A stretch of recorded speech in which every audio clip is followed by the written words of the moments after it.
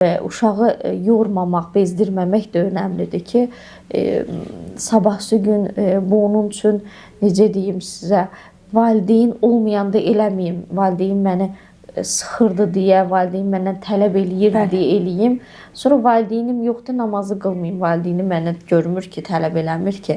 Yəni, bu məsələlər əslində o qədər incə məsələlərdir ki, ona izah etmək, onu dərk etdirmək lazımdır ki, mən deyil də məsələ, mənə görə eləmirsən, məsələ Allahdır.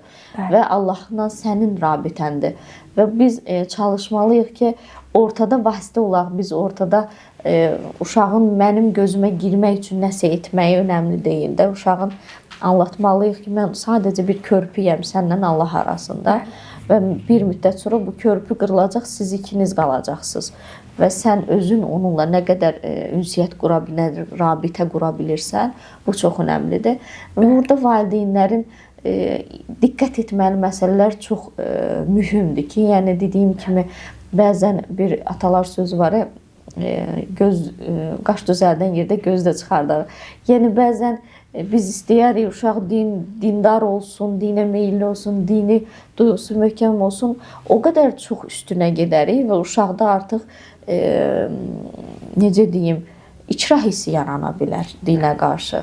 Ona görə bu məsələlərdə nə çox azad burax, boş buraxma, nə də çox sıxmaq. Burada orta bir mövqeyi tutmaq, elastik davranmaq mühümdür. Ona görə də dediyim kimi, əgər bunu bacarmırlarsa, bəzən nədəsə artıq şübhə görürlərsə, öz etdiklərində bir sual yaranırsa, mütləq məsləhət alsınlar. Hər bir valideyn bu, necə deyim, bu maariflənmə şeyinə sahib deyil və özünü də qınamasın bunun üçün. Və bunun üçün məsləhətən bilmədiyini öyrənmək ən təbii şeydir.